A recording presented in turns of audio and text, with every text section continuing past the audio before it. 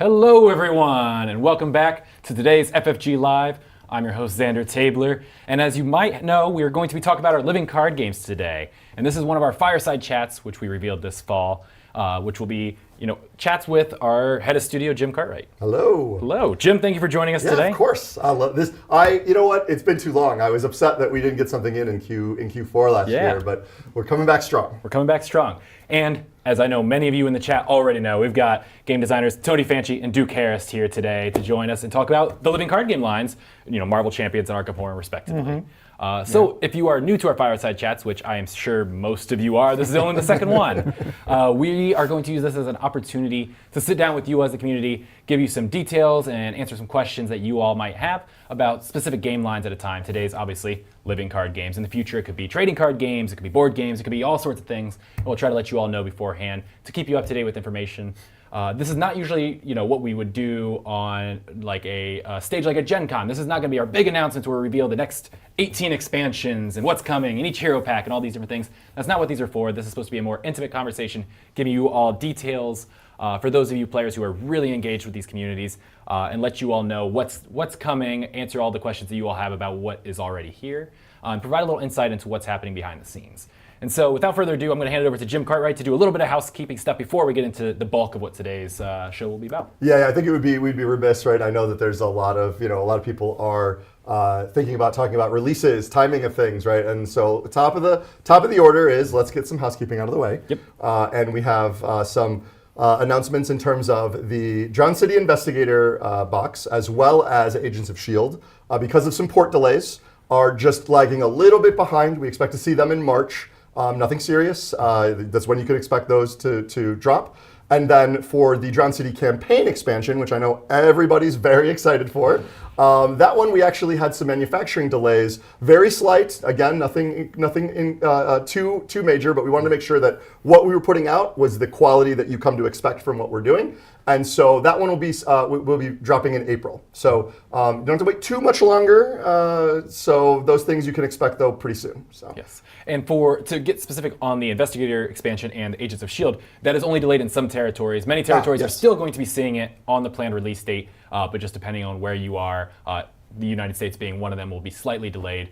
We'll work to get you all information on what the expected release dates are for your territories as soon as we possibly can. But until then, this is our announcement that there are slight delays on these. Yes. All right. But now let's talk about the exciting stuff here. Yeah. The living card games are going strong. Jim, what do you have to, tell everybody at home before we get into the rest of this? Like, what's the highlights of this past year, 2024? Yeah, I mean, I want to be very clear, right? I know, but there probably was some trepidation when they saw, oh gosh, we're talking to the head of studios coming out to talk about LCGs. What does that mean? I want to be very clear. LCGs are thriving for us. The model is extremely important to us. We created that experience in the late 2000s. It's very much a thing we want to make sure that we focus on and have intentionality towards. Right, we've grown our design teams. We've grown we have a team in the studio dedicated to the specific focus of living card games. Yeah. And so we just wanted to make sure that before we got into any other deep dives here, that we kind of alleviated some of the fears that might be coming up in chat that like LCGs aren't going anywhere. We love them. They're doing great, and you can continue to expect more of them from us. So, yeah. Really excited. And so, thank you for the general updates. I know there are specific fans for each of these game lines in the chat. So, Tony, can you tell us a little bit about what is going on in Marvel Champions lately? Some of the things that you really love seeing, all the things that are exciting, and we've already announced. Don't tell anybody anything we haven't announced yet. Of course. But yeah, give some overview for those who maybe aren't in the Marvel community as well. Yeah, so with the release of the Magneto Hero Pack, we are kind of emerging from our mutant era and coming back into some more core Marvel products with the Agents of S.H.I.E.L.D. box that I'm super excited for. That was my second lead design on the game line, so I'm really excited for everybody to get that on their hands on that one. We also recently announced that Black Panther Shuri is going to be the first hero pack following the Agents of S.H.I.E.L.D. wave. Mm-hmm. And on top of that, we have another announcement next Thursday for the next hero that is coming out for Marvel Champions. Oh, such a tease. Yeah. Additionally, next Thursday, we're doing a live stream here with some Agents of S.H.I.E.L.D. gameplay that I'm really excited to be able to finally show off that expansion to everybody. And I do want to call out a cool opportunity that I'm getting to visit the Portal game store in Manchester, Connecticut for an Agents of S.H.I.E.L.D. kind of a pre-release preview of the expansion. So I'll be there February 21st and 22nd. So if you're in the area, come on by and check it out. Nice. That's awesome. Glad you're getting to travel for it and get to talk to cool. fans in different parts of the country for it. Totally. I am dying to play Agents of S.H.I.E.L.D. next week. Do I get to play as any of the new heroes, or am I... We'll have to negotiate that. Okay, that seems fair. I'll take it. All right, Duke, Arkham Horror, what's going on? I know we're in the midst of Drowned City, the Investigator expansion we did a stream for, but what else is going on? It's a city that's going to be very drowned. I know that a lot of people are really excited about it, but Cthulhu is coming to Arkham. And so we've got the Investigator box coming up. There's a lot of buzz in the fan community about the different cards in that. I've been seeing some really cool reactions online to all the different cards in that set, which we're really excited and proud of. So obviously that's coming next. And then of course that's going to give you all the tools that you need to get through the drowned city itself and fight the big bad guy himself. I do actually want to address one thing that I've seen a lot. We talked a lot about how Arkham will never be the same. I did happen to drop that in our in-play report. Yep, that's 100% on me. Yep. I mean, but that's definitely not, it's not just buzz. I will say that us saying that Arkham will never be the same is a huge call out to what this expansion is. It kind of changes future events in the story of Arkham Horror LCG, and it has a significant moment in the game line that will impact future stories and products we have. So I'm really excited for what this means and what it allows us to do as storytellers and designers. So I'm just hopeful. When Cthulhu comes to town, you're going to notice, right? Yeah. Yep, absolutely. And so what I said was, completely accurate. Yeah. I just didn't realize that it might have caused a panic without any additional details. Yeah. So that's on me. I mean, Cthulhu likes some panic, so that True. right? It's pure Arkham experience delivered. I feel vindicated then. It's been great. The wait will be worth it, I am sure. All right, I do see some questions in the chat about some previous streams, and I just want to throw out that the Marvel Champions campaign contest, we did announce winners on stream. You can go back through our backlog and check that out. Tony, Aaron, and Frank joined us to chat a little bit about all of those, so that was super exciting. I know I didn't get to join you all for that one, but it was really fun to watch from afar. Yeah, and we'll be releasing those winners sometime soon, right? Yes, yep. So everybody can go home and play through them. Yeah. That'd be really cool. All right, so I believe that brings us into all of the stuff that you all already know at home, but maybe you didn't if you don't follow along with each of these game lines, or both of these game lines. But we do have some new stuff to share today and to go through. And so Jim, I want to hand it over to you to make the first statement here on what this is and what we brought everybody here for. Yeah, absolutely. So I think where we want to start with LCGs and kind of talk about is, what is a little bit of the history of LCGs, what was important about how the LCG model worked, things like that. And so go back to circa, back in the Wayback Machine to late 2000s. And we have an environment in which there's a lot of trading card games and the blind buy model and all of those things. And so the LCG model was really created in-house to talk about, to address specifically the idea of, the blind buy purchase model and how can we create a consistent experience for players and fans that isn't necessarily about pay to win or buying in the most, finding all the ways in which a TCG product model works. And the first, LCG brought in that concept very well, right? It was this idea of we're going to release regular content, but it's all going to be fixed content so that nobody feels like they're missing out. And that was, I think, still and will always be at the heart of what makes an LCG, right? That's some of the most important things that we have. It also it alleviates a lot of some of the stress of how do you get involved with, it's supposed to be in a more accessible model, right? You feel like you can just go in, pick up a pack off of the shelf, pick up back those days, a deluxe box off the shelf and get going, right? And all of that stuff was great, and I think that the model itself proves out that there's plenty of fans who are interested in that, players who want to go down that route. But it didn't come without its own set of additional types of problems, right? As the game, became very big and unwieldy, right? We started we can go into recent Arkham history, right, where we had it used to be Mythos packs. at $15 a pop, and you could, but then it was, here's a deluxe box and 6 packs to tell your story. And we realized in the discussions of like, wow, what happens when a store has, the deluxe box, pack 1 and 2, pack 6, but nothing in between, right? It stops them from being able to actually, it stops players from being able to continue their story. It kind of breaks the play experience. And so we tried to address some of that with the way we repackaged all of the content, kind of brought them into these bigger experiences. But that's really kind of a Band-Aid fix, because long term, as we just continue to release products over and over and over, it means that we end up with for stores, it's very difficult to stock everything. There's still a lot of, and the bigger that catalog becomes, the more space they have to dedicate it to if they're going to run the line. And from the player side of things, imagine walking in as a brand new player now into Arkham Horror Marvel Champions and seeing just a wall of content and products that you can buy. Where do you start? How do you know what to do, right? You can go to communities, and y'all have been doing a great job of making sure that we're guiding our new players through these experiences. But what happens when they don't know those communities exist yet? How do we help new players come on board with the game?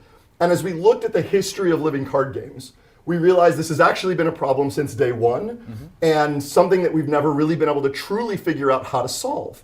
It's always been the problem that as a game continues to be successful, as these two games certainly have, we continue to see it be more and more difficult to draw in new players.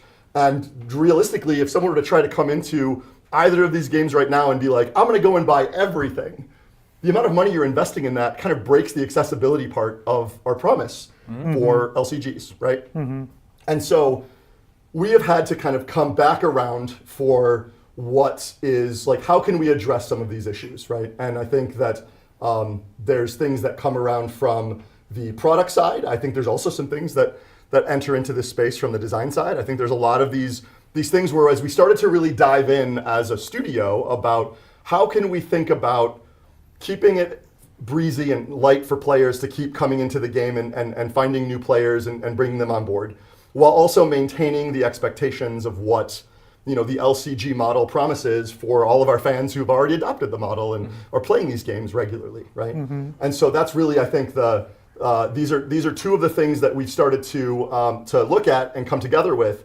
And ultimately, it led to the decision that we need to start to retire some of our products.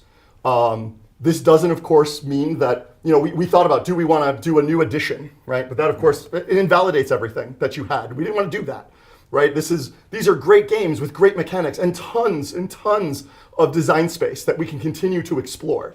And so that didn't make sense to restart a new edition, even though that's something we may have done in the past, right? We've done that with an LCG before, with the Game of Thrones one. And so we wanted to make sure that what we were doing was something that players could, all the stuff you have, continue to play with it. New players, they don't have to worry so much about finding out all the old stuff. And it started to, as we started to talk about that idea, it started to crystallize across the studio of ways that can benefit not just the players and the stores. It also somewhat helps the design side and being able to free up some space for them as well. So I think this is probably a good time for us to, talk about what that meant on the design side for you to be able to have that new space to think about of like, oh, we're going to retire stuff. So I've been monologuing for a bit. Jim, do you want to talk about what it means to retire? Yeah. I don't think we really addressed absolutely. that Yeah, point. no, you're absolutely right. See, this is what I love about live streaming is that you have people around. You can kind of help you along with some of those things, those points. So I think that what we mean is that some of these products are over time going to be out of print, right? We have we've been doing a very data-based approach. This is part of, again, why we've been spending the last couple of years actually talking about and figuring out how this works and making sure that we're making the right decisions based on the data that we have. And so we noticed that there's a lot of kind of front-loaded sales, of course, when we launch new products, right? All of you all are going out and grabbing all the new stuff because you're excited to play with it.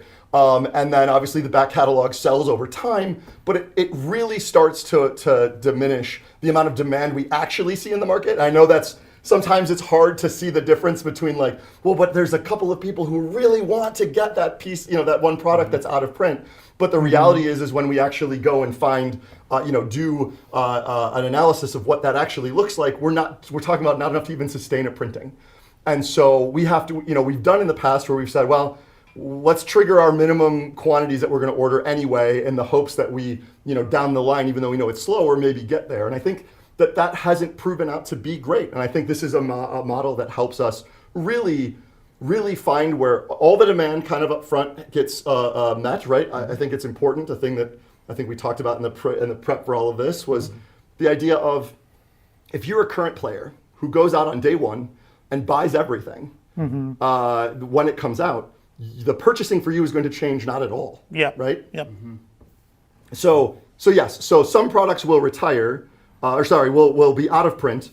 And then part of that actually is about retirement, which actually, Tony, I want to kick back to you to talk about what does it mean to be retired as a product, as content in the LCG space.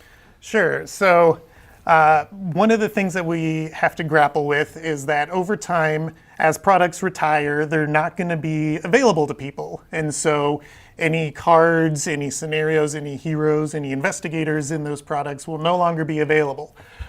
So what we are going to do to tackle that issue is we are going to establish what we're calling the current environment, which includes all of the current products that are being produced, minus anything that is out of print. So this will be the core sets for each product and the last 2 to 3 years worth of products for that game line. And then everything else and the current environment will be grouped together in what we're calling the legacy environment. So I want to emphasize up front that everything we design going forward is always going to be backward compatible. So you'll still be able to use your new stuff with your old stuff. Like, if you've got the cards, you can play with the cards. Yeah, exactly. But if we have designs that rely on certain player cards from past packs that have gone out of print, then we need to bring those back into print. So what we're going to be doing is doing more reprinting of select cards that we think are very important to the game line. There may also be opportunities for us to let certain cards that are perhaps above the curve, that are too powerful and become too ubiquitous in the player card pool, go into retirement. So newer players don't have those cards kind of skewing their deck building, whereas players in the past can still play with those cards in whatever scenarios or decks that they like. Yeah. We will also be opening up the opportunity for us to improve on past cards that came out just a little not good enough to actually see play. We can redo those cards basically either under a new title or under the same title with revised text in a way that makes them more playable without feeling like we are obsoleting or power creeping past content. There are also opportunities on the scenario side, and I'll let Duke talk about that. Yeah, I mean, definitely if we look at it as if we're designing around a smaller set of cards or a smaller card pool, especially in something like Arkham LCG, where we really aim to give players sort of a knife's edge, a razor's edge of difficulty, it enables us to sort of balance in a different way and to kind of create a more curated experience without taking into account every single card that's been created up to this point. It also gives players, maybe who have joined the LCG a little bit after the core set was originally put into the world, it gives you more of an opportunity to play the game as it was when it was first released. With a smaller card pool, you might not be able to trounce Knight of the Zealot in the same way that you can with a larger card pool. So that's definitely a good design motivator for, or a positive that we can take from this as well on the design side. There has been kind of a tendency in the past for these cooperative LCGs, when every product is always available, to tend toward making scenarios harder and harder and harder because they have to keep up with the player card pool as it develops. Yeah. By introducing the current environment, which is what we're going to be primarily balancing around, we can have a more even power level on the player side so that the scenarios can remain accessible and winnable by players with card pools of all sizes.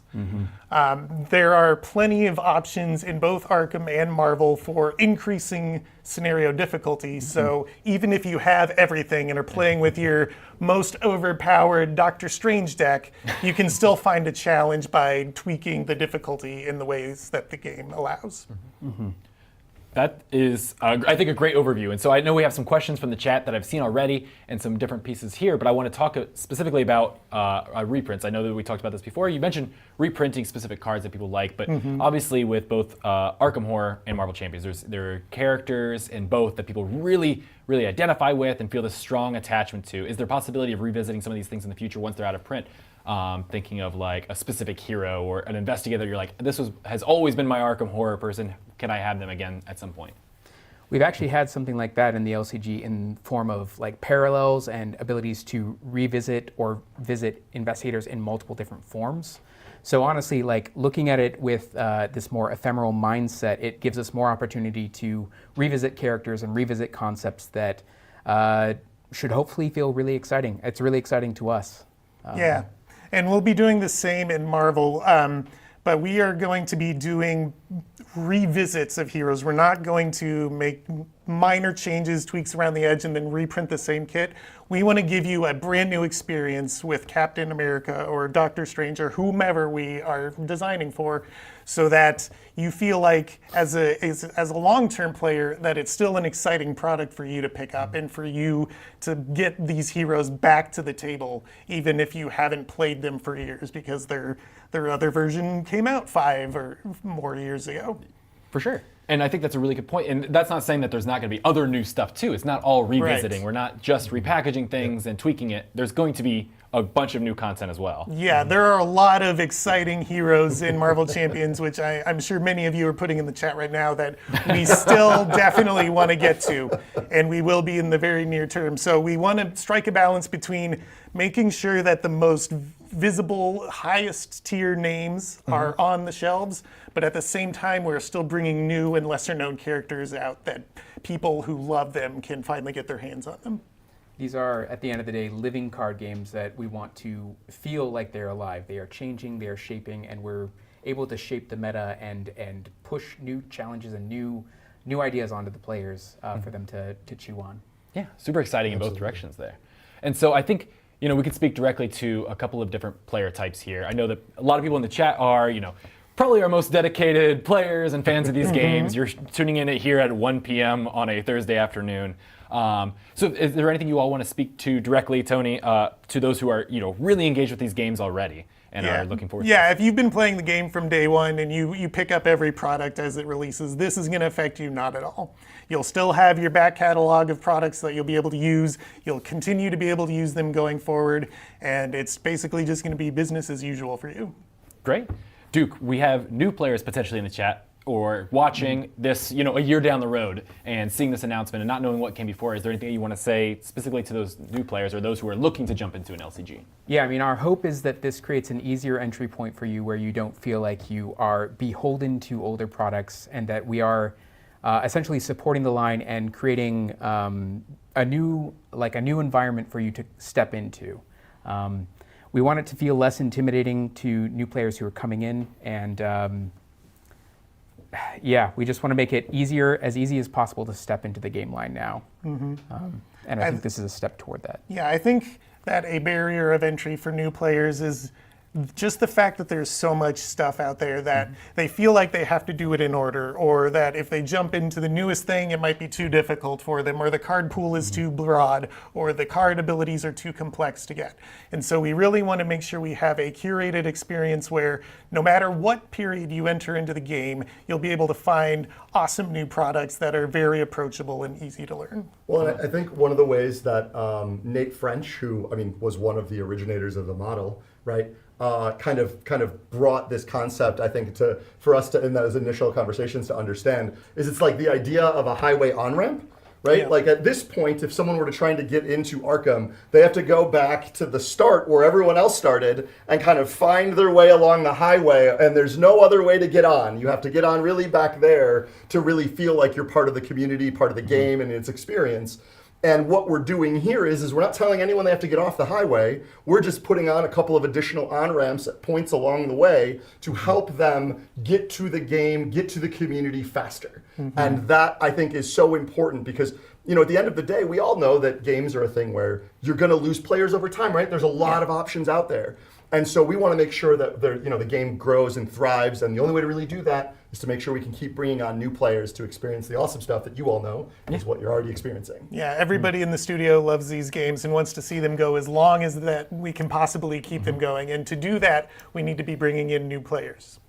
Absolutely. Great points. And so I know I've seen this question already in the chat, and so I think this is a good one to ask you all is, when can players expect this change to be taking place? Should I be running out to my store right now and buying every single copy of every single thing I see because I'm like, I don't know when this is happening? What can you all tell the players about when to expect any changes that they like or that come along with this? Yeah, I can start with this. I think that obviously not everything. We want to make sure that we are being smart about how we print products. We talked a little bit about we had some data that showed how long something being in print really continued to meet the demand that was out there. And so we're not all of a sudden where everything that's on the shelf right now is going to be out of print. Right? We look at everything to roughly 2 to 3 years is what we want it to really live in market. That shows the data that we have shows that that's kind of the best kind of timeline to make sure that we're supporting everybody. So, and the new players who are coming in that time still get access to that content.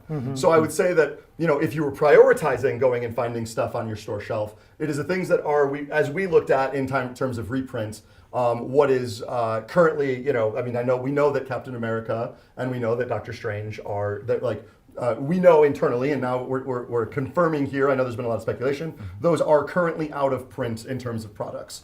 Those have been in the market for a very long time, and the demand is not there to be able for us to be able to justify that. And so I think you're going to see a similar pattern arise over time, where that will be from start picking up your older heroes or your older campaign boxes and investigator packs, as those will be the first things to go out. But we keep that window flexible because we again want to make sure we're reading demand properly. If something is absolutely selling out every time we do a printing, we want to make sure that we're getting more of that out. And maybe it takes longer for that to happen over time. But we want to be really cognizant that, again, we don't want to keep a giant wall of LCGs constantly in one space, in this huge space that's intimidating. It's really important for us for that. So don't buy everything, although stores want you to buy everything right now. But I mean, I think that the reality is that it is really about picking and choosing. Not everything's going away on day one. And just because something's out of print doesn't mean it won't be available in stores. 100%. For Yes, some that's a great point. Yeah. Absolutely. Yeah, and I think this is a good time. I saw the question in the chat and a little bit of confusion about what this current environment will look like and how they'll know if is this current, is this part of the legacy environment. Can we talk a little bit about that, or at least give clues to what that'll be if we can't say the exact phrasing around what we expect that to look like? Yeah, I mean, I think that's something that we will want to establish in coming months and over the course of, that's essentially a journey we want to take with you together.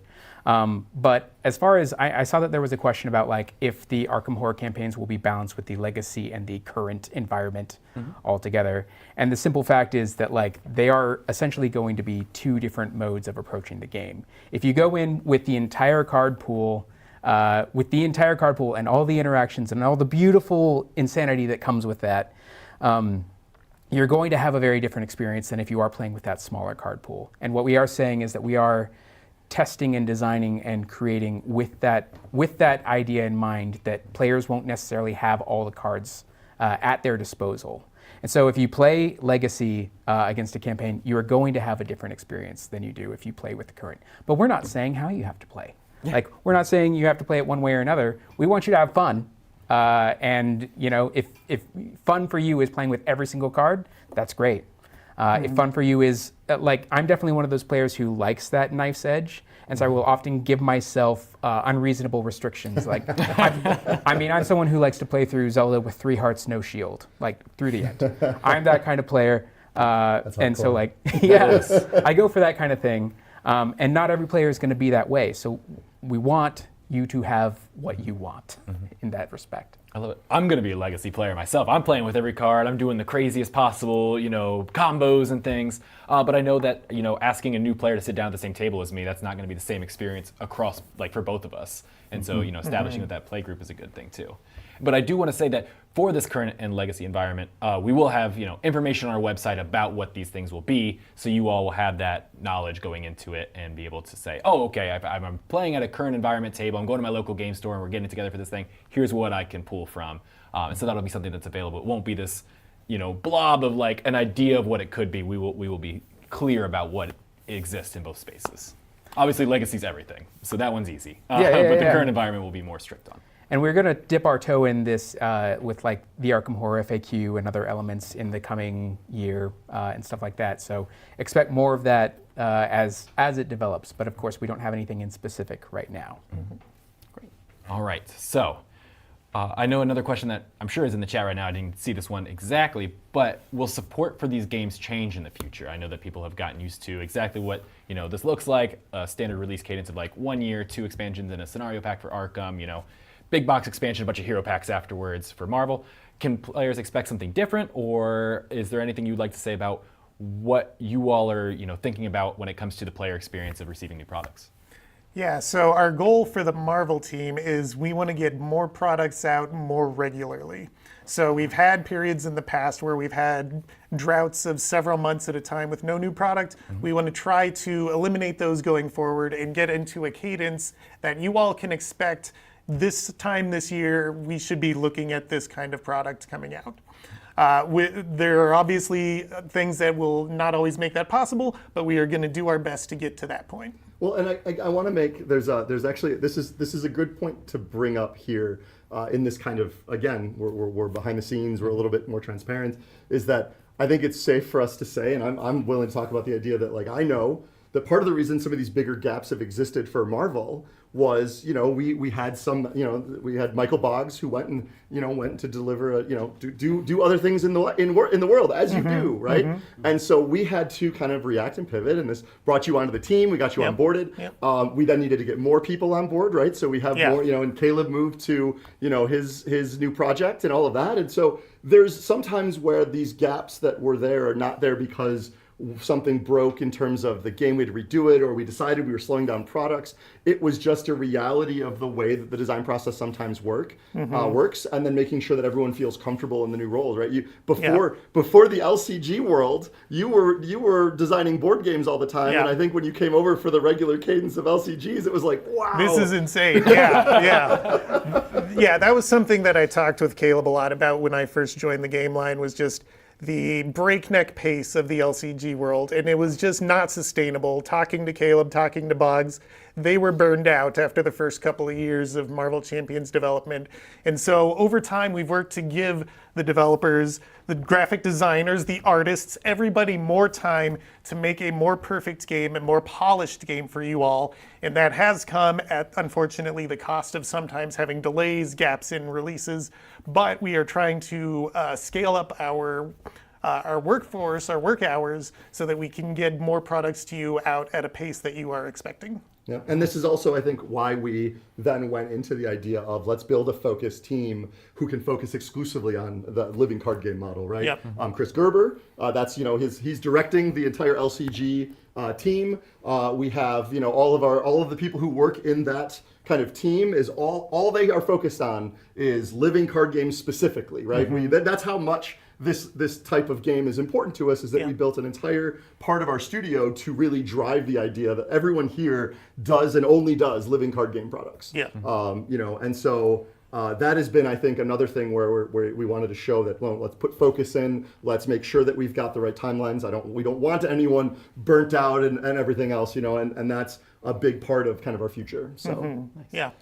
And before we move on to our next one, Duke, is there anything you'd like to say specifically to the Arkham community about this? I mean, we're definitely of the same mind in that we want players to have more stuff to play all the time. And so everything that we're doing is, I think, in service of giving players more content, more Arkham, more things to play through, more horrors to glimpse and try not to glimpse. And so, like, I mean, I'm even thinking about what we talked about with the Mythos packs and Deluxe box model before, where the shortcoming of that model was that sometimes players wouldn't get to play a crucial part of a campaign or story, which is definitely an Arkham-focused thing. Like, you're playing through a story. And so moving over to the more consolidated 2-box model that we've had has been great in a lot of respects, and it's actually opened up a lot of different possibilities. We couldn't have made Scarlet Keys or Hemlock Vale the same way that we could have on the old linear model of 1 through 8. So that's been really cool.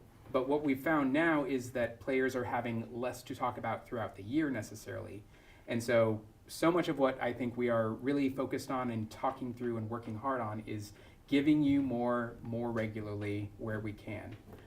And so I wish I could say any more than that. But I'm right excited. here. I'm Yes. right here, Duke. No. Yes. I can say it. And I also, I mean, you know what? It's funny that you say that, and I just as a beat of like, you know, it was something where we went from a lot of, you know, almost monthly talking points to this less regular cadence. And I know that this is one of the things when we were evaluating moving to this model, it was a concern brought up by Maxine at the time. Hi, Maxine, I know you're in the chat. And so I think that that's, you know, that it was a step that already showed that there were some things we were going to have to consider down the road. I still think we made the right choice because it was making sure that players could play through their whole campaign. Mm-hmm. And to your point, there was content you couldn't have created in the old model in the same way. Yeah. But I think that it has come back around as an idea that needed to be kind of revisited because it is legitimate. We talk less about the game when there's such distance between releases. Mm-hmm. Love it. All right, so I think we've said most of the things that we came here to say, but I want to give you each a little bit of time to talk specifically, Jim, you to all LCG players, and each of you to talk to your respective communities. Is there any message that you'd like to say here as we end this stream or get close to ending this stream directly to your communities? Yeah. I want to reiterate kind of what I started at the top, and I'll keep this brief because I want to make sure that we get to the designer talks. But I think that it's important, right? The LCG model is very important to us as a studio that created it.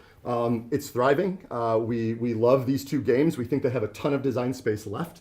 And we want to make sure that we make them accessible for our new fans and players while also making sure that we reward you for being long-term fans of the line. So basically in closing, this model isn't going anywhere, right? Mm-hmm. Love it.